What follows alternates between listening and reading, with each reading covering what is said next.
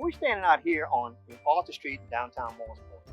And this project is really focused on restoring elements to a natural watershed, which represents a natural drainage system. So watersheds are really just parts of our landscape that collect water after rain. Water falls everywhere, and it flows from the high spots to the low spots. The low spots end up being wetlands like we're standing in here. But over time, we have tended to interrupt that system by thinking that the wetlands one is important.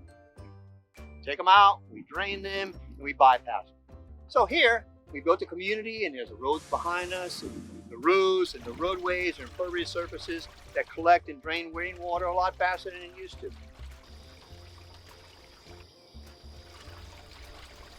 What actually happened here was they abandoned the wetland, cut down what is a bayhead forest here that we're trying to restore, and they buried a pipe, thinking that the water would flow faster to the bayou behind me here.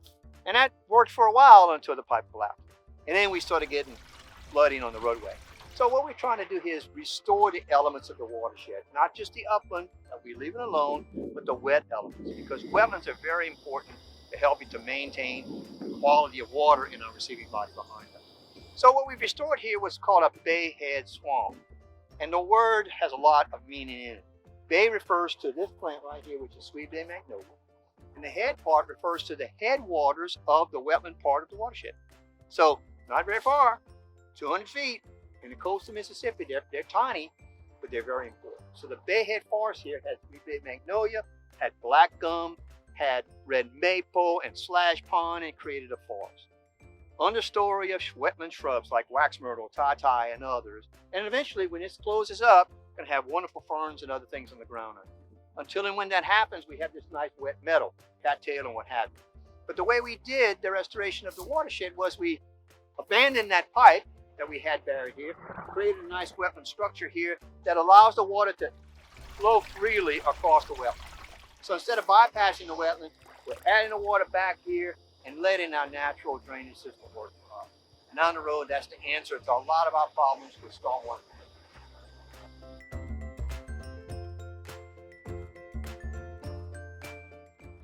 So wetland restoration is pretty straightforward. It's about matching the two parts of the word, wet land. Can we identify the source of water and how it lays across or flows across the land? So really, it's about making sure, one, in this particular case, this is a bayhead swamp combination entitlement. What's the appropriate elevation we need to make sure we restore this site to? If we have to excavate, great. If we don't, if the elevation is right, fine. Really, then you match what you want to do to have plants come in here. Now, one of the biggest issues with a lot of restoration are the invasive species that are present at a site. And because they're invasive, they dominate everything else and they preclude other native plants from coming back. So the major step, other than getting the elevation right or making sure your elevation is correct, is to control invasives. And that is not just a one-time thing. That is coming in here like we did here at Arthur Street of taking out torpedo grass, which was huge. We did plant sawgrass, which is a very common brackish water species that again just took over based on us clearing this land of the invasive species and then letting nature take its course. We knocked back the torpedo grass and let the natives come back. And again, they did. The natives are here, but they need a chance to recover. The main issue though is it's not a one-off. You don't just come and take care of the invasives one time. You have to continue for the next several years to give the native plants time to reclaim the ground. I don't care if it's tidal marsh, bayhead swamp, or any other wetland. You've got to give the natives time to get control back from the invasives. So really, again, wetland restoration is very easy, straightforward, I should say. Get the elevation right, make sure you have a good source of native plants, and control the invasives. Again, it's all about taking the water off of the upland part of the watershed, allowing it to flow through the bayhead swamp, the tidal marsh element here, out into the receiving bayou here.